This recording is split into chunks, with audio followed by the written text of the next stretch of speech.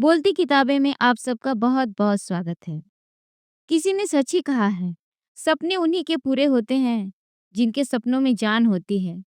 पंखों से कुछ नहीं होता, हौसलों से उड़ान होती है। जी हाँ दोस्तों, जीवन में जो संघर्ष से बचता है और अन्याय का विरोध करने का साहस नहीं दिखा पाता, वह कभी सफलता के स्वाद को चख ही नहीं सकता।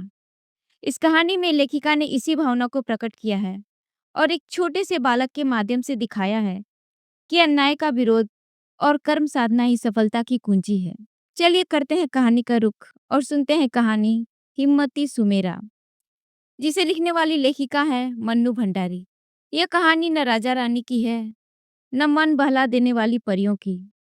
यह मामूली से बच्चे की अद्भुत कहानी है। इस बच्चे के पास एक पुराना बस्ता है, जिसमें वह अपनी कॉपी किताब भरकर स्कूल जाता है। उसके पास ढेर सारी हिम्मत भी है, जिससे मुश्किल काम भी वह आसानी से कर लेता है। उसको प्यार दुलार करने वाली माँ अब इस दुनिया में नहीं है। केवल एक पिता है, जो सारा दिन बस अड्डे पर या इधर-उधर माल ढोता है। बच्चे का नाम है सुमेर सिंह, पर सब लोग उसे सुमेरा कहते हैं। रात में सुमेरा के पिता उसे अपने पास लिटाकर बहुत प्यार करते हैं। उसे दुनिया भर की बातें बताते हैं। सच्चाई और ईमानदारी की घुट्टी उन्होंने सुमेरा को बचपन से पिलाई है। सुमेरा के नन्हे मन में यह बात पत्थर की लकीर की तरह जम गई है कि चोरी, झूठ और बेईमानी से बढ़कर कोई पाप दुनिया में नहीं है। एक दिन शाम को खाना खाकर और घर का सारा काम पूरा करके सुमेरा पढ़ रहा था। तभी उसने देखा 3-4 आदमी उसके पिता को उठाकर लिए चले आ रहे हैं। पता चला कि पहले बहुत जोरों से सिर चकराया और फिर वह गिरकर बेहोश हो गया था। आसपास के लोग उसे अस्पताल ले गए। 2 दिन बाद बेहोशी टूटी तो दोनों पैर बेकार, लकवा मार गया था। बेचारा 10 साल का सुमेरा करे तो क्या करे। आसपास रहने वालों ने कहा, पढ़ाई छोड़कर कोई नौकरी कर ले। सुमेरा के मन में पढ़ाई की धुन समाई हुई थी, मगर अब पढ़े तो काम कैसे करे और काम न करे तो खाई क्या। छोटा सा मासूम सुमेरा और बड़ी सी मुसीबत। सुमेरा बहुत हिम्मती था, घबराया नहीं। पास में ही सब्जी बाजार था। उसने तय किया कि 12 से 5 तक स्कूल जाऊंगा, सवेरे शाम बापू को देखूंगा और बाकी समय में सब्जी या कुछ फल भी बेचूंगा। सुमेरा ने सोच तो लिया, पर सोचने से ही काम थोड़ी ही हो जाता है। वह फल या सब्जी खरीदने के लिए पैसे कहाँ से लाए? खरीदेगा नहीं तो बेचेगा क्या? किसी से मांगना बेकार है। सभी इतने ही गरीब हैं। अपना ही पेट भर ले तो बड़ी बात। रात भर सुमेरा सोचता रहा, क्या करे, किससे मांगे। दूसरे दिन स्कूल गया और सीधा मास्टर साहब के सामने खड़ा हो गया। उन्हें सारी बात बताई और कहा, मुझे काम करने के लिए कुछ रुपए उधार दीजिए। मास्टर साहब उसके कहने के ढंग पर चकित हो गए। उन्होंने 30 रुपए दिए और कहा, यह उधार नहीं, तुम्हारा इनाम है। इनाम किस बात का? मैंने कुछ किया भी नहीं। यह उधार है और ये पैसे मैं आपको लौटा दूंगा। मास्टर साहब ने प्यार से उसकी पीठ थपथपाई। सुमेरा ने मंडी जाकर 30 रुपए में संतरे की एक पेटी खरीदी। स्वयं सिर पर उठा लाया। घर की एकमात्र थाली में उन्हें सजाया। पुराने कागजों से लिफाफे बनाए और सवेरे सवेरे सब्जी वालों के बीच बैठ गया। गा गा कर, आवाजें लगाकर आखिर शाम तक 36 रुपए के संतरे बेच दिए। 4 संतरे बचे। उन्हें वह बापू के खाने के लिए ले गया। उसने सोचा, 36 रुपयों में से 30 रुपए मैं कल के लिए रखूंगा। 1 रुपया उधार चुकाने के लिए अलग रखूंगा।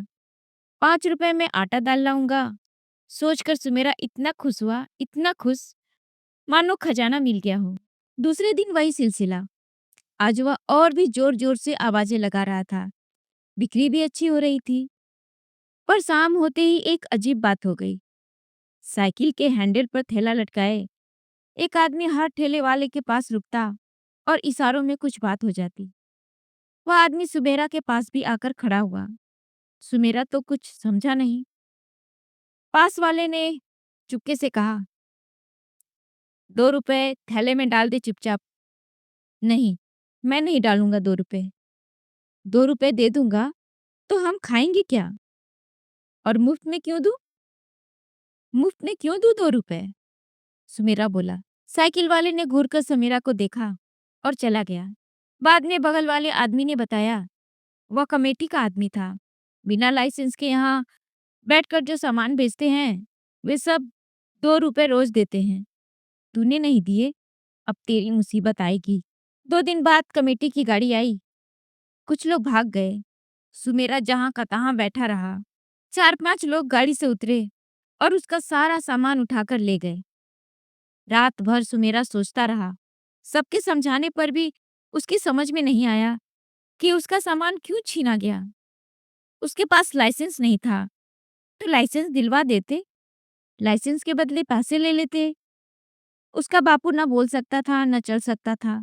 वह करे तो क्या करे? हिम्मत हारना तो सुमेरा ने सीखा ही न था। याद आया, छुट्टी के दिन कभी-कभी वह बापू के साथ बस अड्डे जाता था।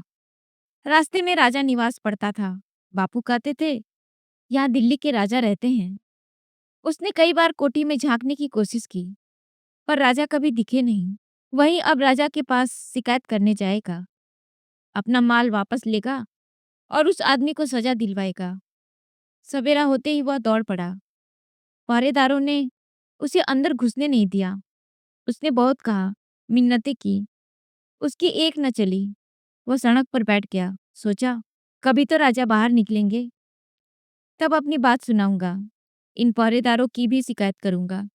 11 बजे के करीब एक बड़ी सी मोटर गाड़ी अंदर से निकली। दोनों पहरेदारों ने सलाम ठोका। जब तक सुमेरा अपनी जगह से उठकर आता, तब तक सर्र से गाड़ी निकल गई। अब क्या हो? राजा साहब तो चले गए। वह सोच में पड़ गया। फिर सुमेरा सोचने लगा, राजा साहब गए हैं तो लौटकर भी आएंगे। मैं घर नहीं जाऊंगा। आज बापू को भी नहीं देखूंगा। जब तक राजा साहब को अपनी बात नहीं बता देता, यहाँ से हिलूंगा भी नहीं। शाम को दूर से ही वह गाड़ी पहचान गया। दौड़कर, बिना किसी डर के दोनों हाथ फैलाकर बीच सड़क में खड़ा हो गया।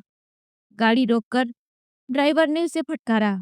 दरवाजे से दरबान दौड़कर उसे खींचने लगे, पर वह छूटकर राजा साहब की खिड़की के पास आ गया। राजा साहब, मेरी बात सुनिए। मैं सवेरे से खड़ा हूँ। आपको मेरी बात सुननी ही पड़ेगी। मेरे साथ न्याय करना ही पड़ेगा।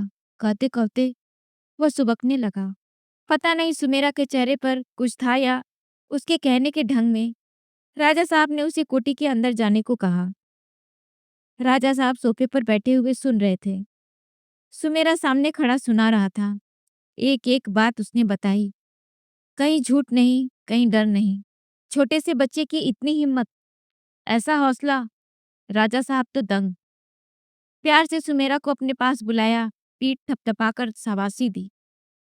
फिर अगले दिन आने के लिए कहकर उसे विदा कर दिया।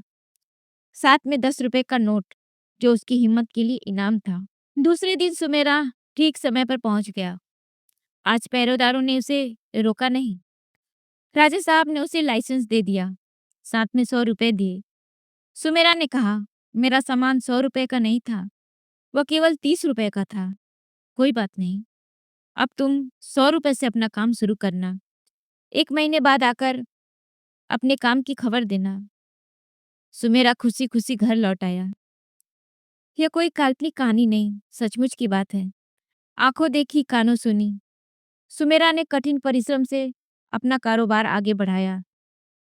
उसने अपने पिता का इलाज करवाकर उसे इस लायक कर दिया।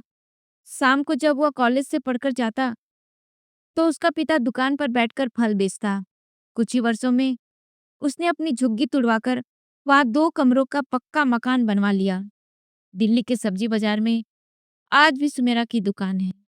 समाप्त। हमारी ऐसे ही प्रेरणादायक और जीवन को आगे बढ़ने के लिए हौसला देने वाली कहानी सुनने के लिए हमारे चैनल को लाइक, शेयर और सब्सक्राइब जरूर करें।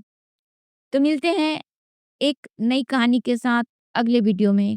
तब तक के लिए नमस्कार, धन्यवाद।